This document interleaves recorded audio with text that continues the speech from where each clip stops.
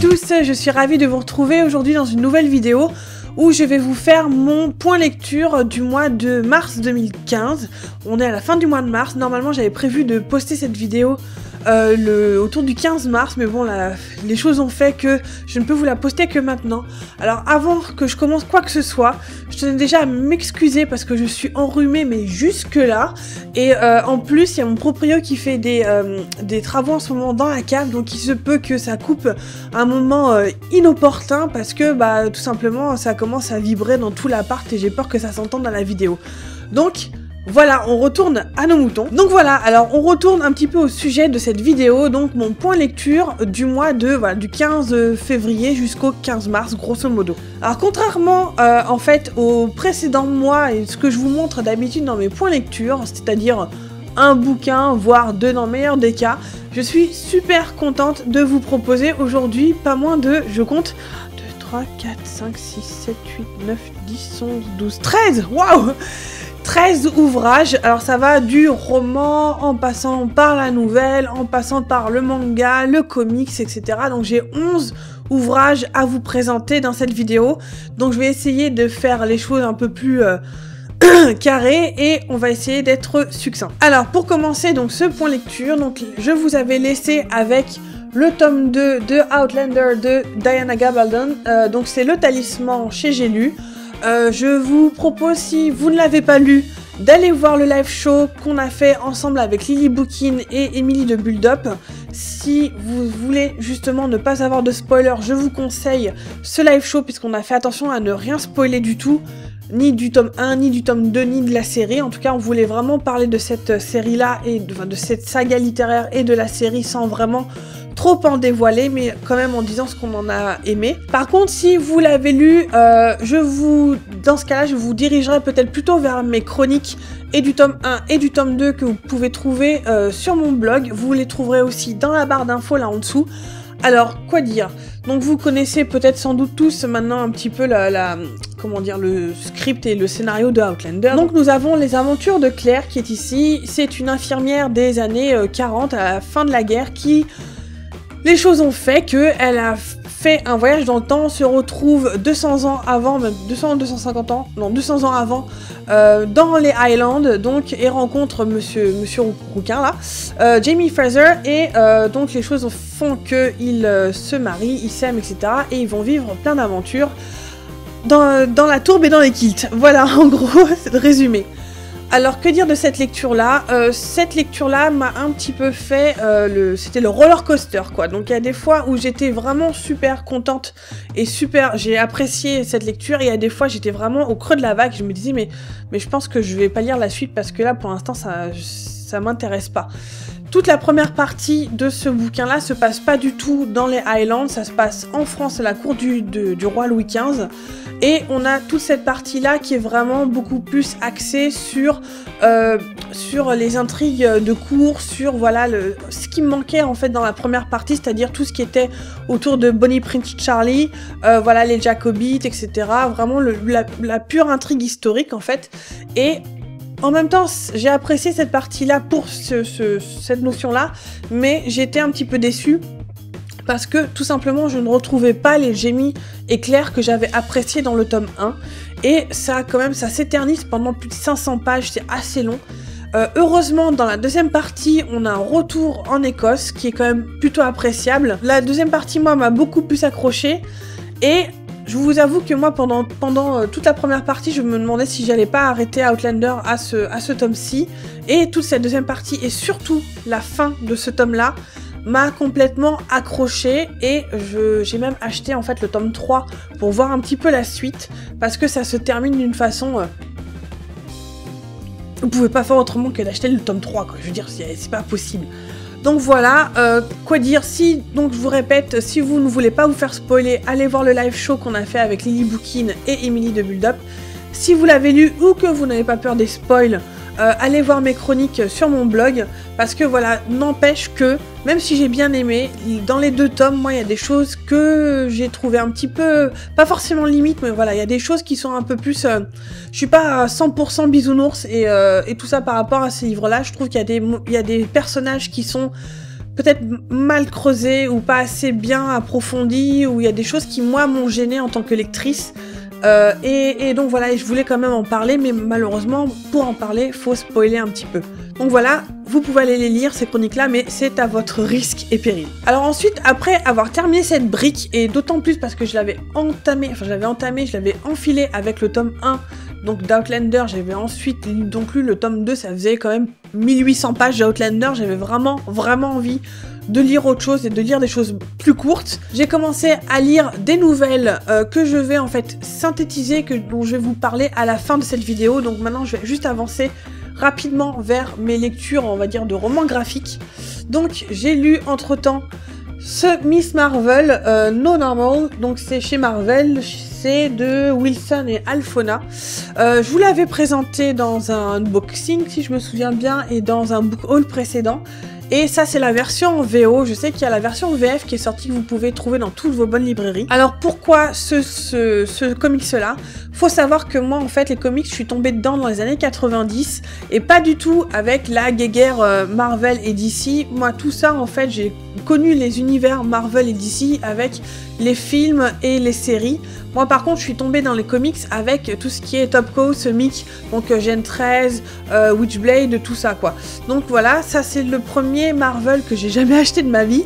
Et j'ai été tentée par celui-ci parce que non seulement c'est une héroïne, donc Miss Marvel, vous allez me dire, mais il y a plein d'héroïnes, arrête tes bêtises, mais c'est c'est un reboot en fait, c'est un passage de relais donc de l'ancienne Miss Marvel qui est blonde et etc., qui ressemble à n'importe quelle héroïne de comics, et qui passe le relais à une jeune femme qui s'appelle Kamala Khan, et qui est donc d'origine pakistanaise et qui est musulmane. Et j'avais trouvé ça super intéressant, justement, le fait de donner un petit peu plus la lumière sur des gens qui sont entre guillemets issus des minorités, et de montrer que au lieu de toujours les montrer comme étant des terroristes et des gens mon dieu infâmes, ou alors des losers de la société, les montrer dans des rôles positifs, etc. Parce que je pense qu'on a vraiment besoin de plus de ce genre de choses. Tout simplement pour... ils font partie de la société, ils peuvent aussi, et ils sont, la plupart des gens très très bien, et pourquoi pas être un super-héros, quoi, une super-héroïne. Et en fait, ce tome-ci, moi j'ai vraiment beaucoup aimé, c'est plein d'humour. Comme je vous ai dit, je suis enrhumée. C'est plein d'humour, c'est très bien dessiné. Franchement, je me suis pas ennuyée une seule seconde, c'est bien découpé, c'est dynamique, etc. Après, j'avoue que moi j'ai juste eu un petit peu de mal avec le concept de Miss Marvel, parce que elle a pas un pouvoir spécifique et bien délimité apparemment. Comme je connaissais pas Miss Marvel avant ce comics-là. Voilà, donc elle peut s'étirer dans tous les sens, elle peut devenir toute petite, c'est un peu Elastigirl, plus, plein d'autres personnages comme ça, elle peut changer son apparence, etc. Donc voilà, c'est un mix de plein de capacités surnaturelles, surhumaines, que j'avais pas forcément, je m'étais pas attendue. Mais cela dit, ça n'a pas du tout influencé le plaisir que j'ai eu à lire ce comics-là. Et je suis limite dégoûtée d'avoir découvert juste quelques semaines après qu'il était sorti en français. D'ailleurs, la version en français, il me semble, est carrément cartonnée et un petit peu plus épaisse, mais il me semble que c'est exactement le même nombre de pages, donc je sais pas comment ils ont fait leur compte. Mais voilà, c'était une super lecture, et j'espère qu'ils vont sortir un tome 2, parce que franchement, je l'achèterai sans sourcil. Ensuite, on continue avec les romans graphiques manga. Il s'agit de City Hall de Guillaume Lapère et Rémi Guérin, c'est aux éditions Ankama. Donc ça, c'est le tome 1 que j'avais acheté juste avant Noël. J'avais commencé à le lire juste avant Noël, mais comme les briques de Outlander se sont un petit peu imposées par elles-mêmes, j'ai dû le mettre de côté, donc j'en ai profité pour le reprendre après avoir fini Outlander. Alors que dire de ce manga ?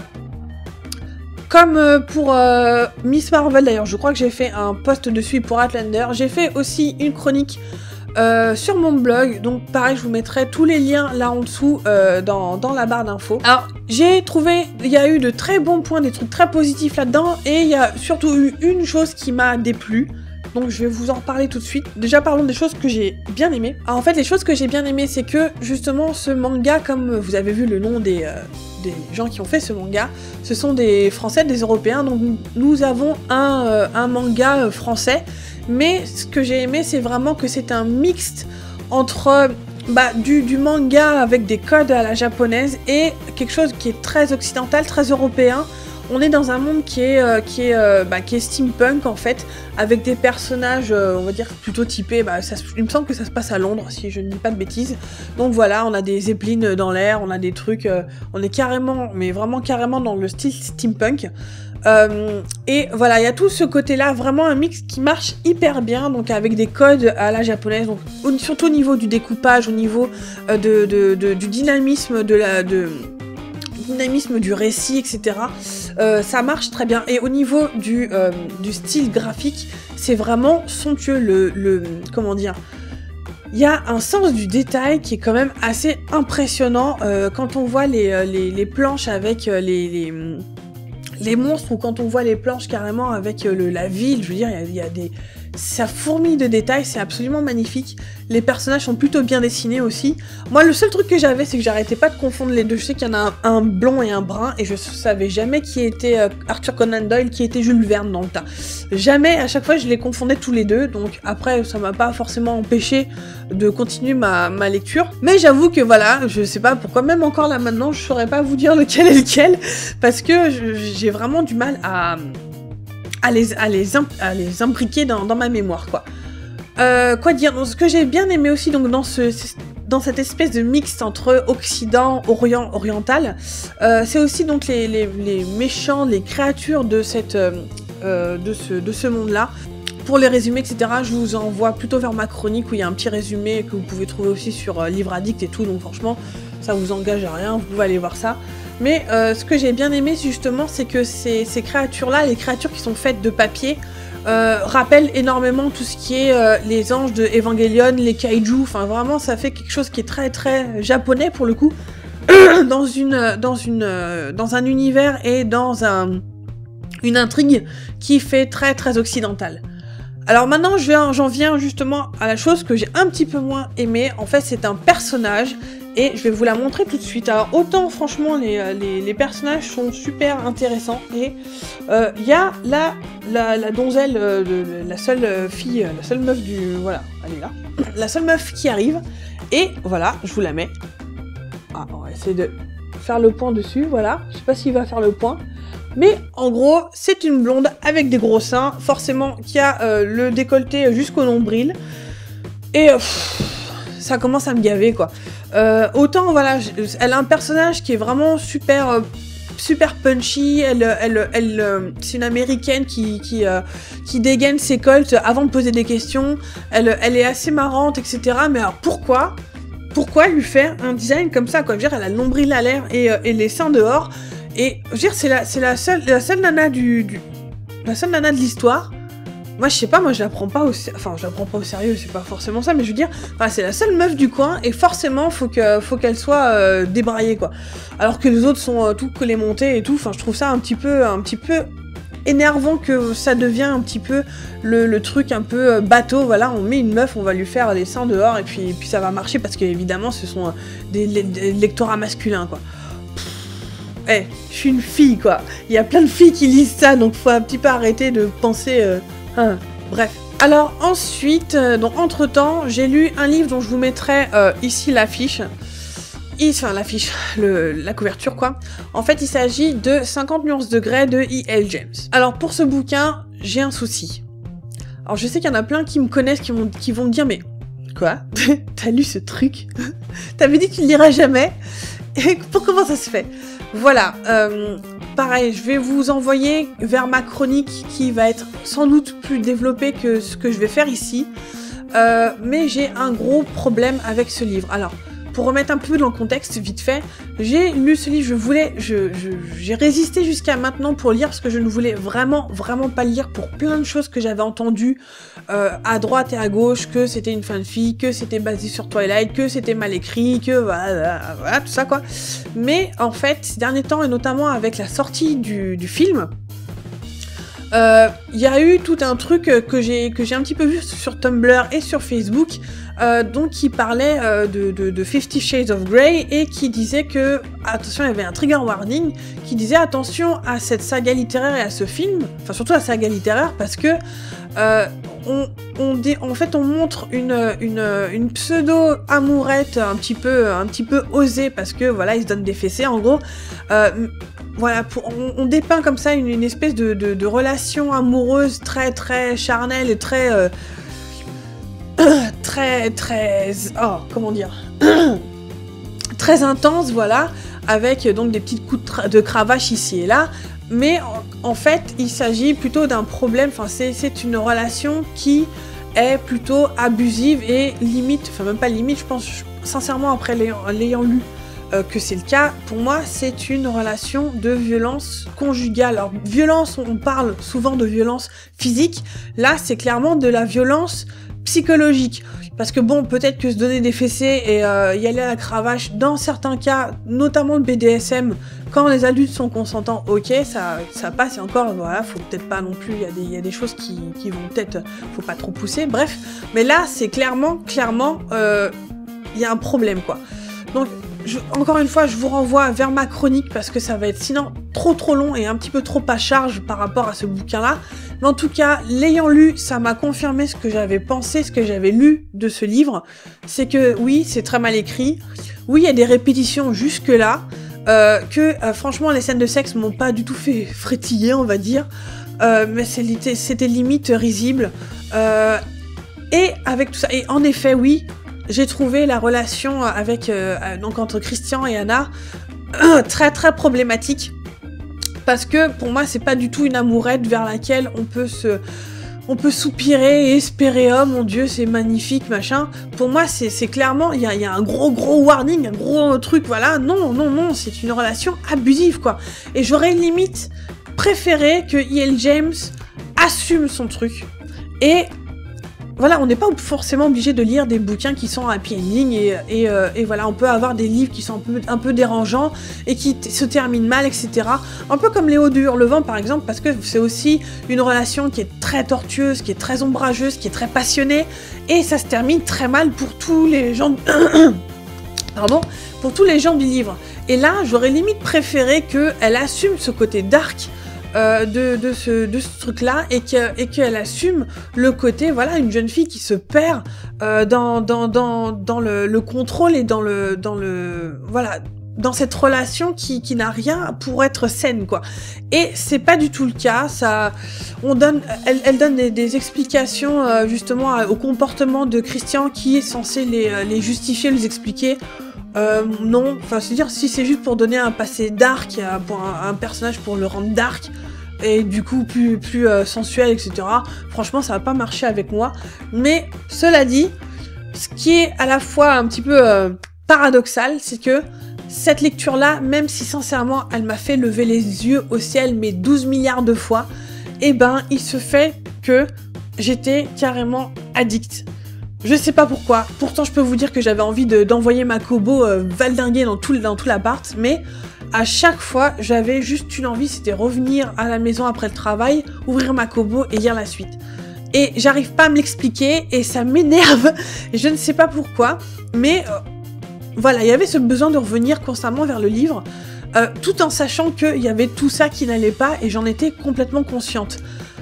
Voilà, je ne sais pas, alors c'est peut-être dû au fait que grâce à un ami, j'ai découvert le snark. Alors je ne sais pas si vous connaissez le snark, mais c'est une façon un petit peu de commenter de façon ironique, notamment des fanfics qui sont extrêmement mal écrits, qui sont mal foutus, etc. Et voilà, c'est un petit peu en général des forums privés où les gens un petit peu se marrent de la façon dont certaines fanfics ont été faites. Parce que ça tient pas debout, les personnages disent des choses absolument incohérentes, que c'est assez risible, que enfin bon, voilà, tout ça. Et il y avait un snark de 50 nuances de Grey, et je l'ai découvert notamment après avoir lu le premier chapitre, parce que sincèrement après le premier chapitre, j'allais déjà arrêter ma lecture.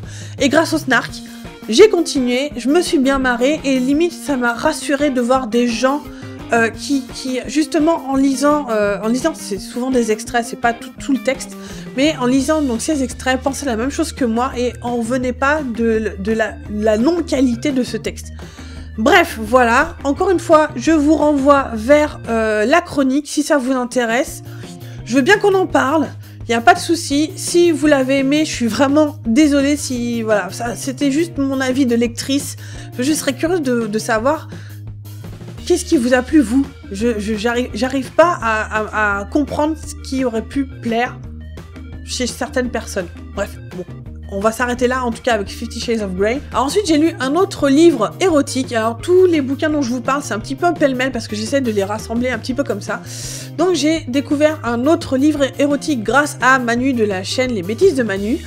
Donc évidemment, vous aurez le lien ici en barre d'infos. Qui m'avait dit « Ah, faut que tu lises... c'est quoi déjà? J'ai oublié. Oui, Beautiful Bastard de Christina Loren. Je mettrai aussi la couverture ici. Je l'ai lu en... 2-3 jours je crois, j'avais emmené ma Kobo pour aller à la Made in Asia, je l'ai lu dans le train vu que j'avais 3 heures de train pour aller jusqu'à Bruxelles, idem pour revenir, donc du coup sincèrement je l'ai lu en 3 jours quoi. Et ça m'a fait plaisir en fait de lire un autre livre érotique qui d'une part était vachement mieux écrit que 50 nuances de que 50 nuances de Grey, même si franchement c'était pas difficile, et en fait c'est une lecture que j'ai vraiment bien aimée. Alors c'était vachement plus... Voilà, c'est du sexe pour du sexe, la plupart du temps. La seule chose qui m'a un petit peu fait grincer des dents, après c'est peut-être quelque chose qui est... c'est mon deuxième... Enfin c'est mon deuxième. J'ai déjà lu des textes érotiques avant, j'ai déjà lu un petit peu de Marquis de Sade, j'ai des anthologies érotiques là derrière. Mais bref, c'est vraiment le deuxième livre érotique après 50 nuances de Grey que j'ai lu, donc je ne sais pas si c'est un truc général. Mais voilà, il y a deux choses... Oui, il y a même deux choses en fait que je me pose comme question. C'est est-ce qu'il y a vraiment un souci autour du consentement dans les bouquins de 50 nuances de Grey et de Beautiful Bastard, parce que dans les deux cas, le gars ne demande pas du tout à la nana si elle a envie d'y aller et vas-y que je te tripote et on y va sur la table du bureau quoi. Ouais, non, ouais, excuse-moi, mais même si j'appelle ça un viol, mec, je suis désolée, mais bon, je sais pas, il y a ce truc-là dans Beautiful Bastard, et il y a aussi ce truc-là d'ailleurs dans 50 nuances de Grey, parce que, en gros, enfin bon, on va pas revenir sur 50 nuances de Grey, je pense que vous l'avez tous lu, vous voyez peut-être de quoi je parle quand il l'a fait passer la casserole la première fois. Bref, voilà, il y a, je sais pas si c'est quelque chose qui est vraiment... consécutif, voilà, qui est intrinsèque à la littérature érotique. Pourquoi est-ce qu'il y a ce problème de consentement? Je dirais, la personne qui demande à l'autre, est-ce que t'as vraiment envie, quoi? Non, vas-y, on y va, de toute façon, tu vas aimer, et d'ailleurs, elle aime, quoi. Mais, voilà, il y a ce problème-là. Un autre problème, un tout petit peu plus accessoire, qu'est-ce que vous avez avec les dictionnaires des synonymes? Je sais pas. Parce que dans les deux cas, alors je sais pas si c'est un problème peut-être du traducteur, j'en sais rien, mais dans les deux cas, ça m'avait vraiment frappé parce que c'est vrai dans 50 nuances de Grey et dans Beautiful Bastard. Messieurs, les tétons, il y a plusieurs mots. Dans les deux, enfin messieurs et mesdames, parce qu'apparemment ce sont des écrivaines, à chaque fois, quand on parle de tétons dans les bouquins, ils parlent de pointe. Les pointes. Tu passes 2 secondes dans un dictionnaire des synonymes et je t'en trouve déjà 3 ou 4 quoi. Pourquoi est-ce que à chaque fois c'est les pointes? Ça m'énerve, ça m'a énervé, je me suis dit mais pourquoi? Vous connaissez pas l'anatomie, c'est pas possible quoi. Bref, voilà, c'était juste pour dire qu'il fallait peut-être, juste pour dire que c'était quand même intéressant de lire quelque chose d'un petit peu neuf entre guillemets, parce que c'était vraiment quelque chose que j'avais jamais lu. Et je pense que je vais voir un petit peu la suite de la saga Beautiful, tout le reste là. Parce que bon, ça fait plaisir, ça se lit vite, et puis voilà. Et pour finir, donc, ce point lecture, je vais vous parler d'un recueil de nouvelles qui a été fait... Je sais pas comment vous le présenter, ça m'énerve. Bref. Pour terminer ce point lecture, je vais vous parler de plusieurs nouvelles, en fait, de l'auteur Valérie Simon, que je vous ai déjà présenté 12 millions de fois, qui est celle qui a écrit la saga d'Arkham, Yanis, déesse de la mort, etc., qui est éditée chez les éditions du Riez. Et en fait, là, chez Brajlon, elle a sorti toute une série de nouvelles qu'on pouvait trouver. Comme ça, je crois qu'elle en sortait 2 par semaine, si je me souviens bien, qu'on pouvait récupérer, qu'on pouvait acheter sur plusieurs plateformes. Moi, je les ai prises sur immatériel.fr, mais je pense qu'ils sont disponibles sur d'autres plateformes. Et ce que j'ai beaucoup aimé, c'est que voilà, ce sont des nouvelles, c'est plutôt frais. Et j'avais vraiment hâte de retrouver sa plume parce que c'est quelque chose que j'apprécie chez cet auteur-là. Et aussi de justement pouvoir la lire dans plusieurs domaines différents, dans plusieurs genres différents. Parce que ces nouvelles-là, je vais vous mettre la liste de toutes les nouvelles que j'ai lues. Et il y en a d'autres encore qui sont sorties, je crois qu'il y en a encore 3 sur toutes les nouvelles qu'elle a sorties, il y en a 3 que j'ai pas lues. Mais voilà, vous avez de la SF, vous avez du fantastique, vous avez du post-apo, vous avez de la romance et de l'érotique. Vous avez vraiment des choses qui sont complètement variées et toujours avec sa sensibilité littéraire et sa plume que j'aime vraiment beaucoup parce qu'elle est vraiment à chaque fois pleine de couleurs, pleine de sensations, elle est très féminine, très poétique, et franchement, voilà, après avoir lu 50 nuances de Grey, à chaque fois je reviens dessus, bref, mais voilà, après avoir lu 50 nuances de je sais pas quoi, et lire une nouvelle érotique de cet auteur-là, c'est le jour et la nuit, et c'est... enfin, on peut lire des choses érotiques qui sont bien écrites, quoi, c'est possible. Bref, donc voilà, il y a plein de nouvelles. Vous pouvez trouver un tout petit résumé et ce que j'en ai pensé sur ma chronique, en fait, sur ce point lecture sur mon blog. Si ça vous intéresse, vous pouvez aller voir ça. Il y a vraiment de tous les genres possibles et c'est vraiment vite lu. Ce que j'aime bien aussi, c'est que voilà, ça vous présente un petit peu le travail de cet auteur-là et ça met limite l'eau à la bouche pour et ses bouquins passés et ses bouquins futurs parce que je sais qu'elle va sortir quelque chose au mois de mai. Alors pour ce point lecture, je ne mets pas les bouquins que j'ai lus dans Week-end à 1000 puisqu'il y a un point lecture Week-end à 1000 à part, donc je vous renvoie vers cette vidéo-là qui est d'ailleurs celle qui est juste avant. Donc j'avais lu Mrs. Frisbee and the Rats of Neem et j'avais lu Spirits of Ash and Foam de Greg Wiseman et en fait il se trouve que c'est ma lecture en cours. Là pour l'instant j'ai lu la moitié et pour l'instant j'aime vraiment beaucoup. C'est un bouquin en VO, c'est très facile à lire.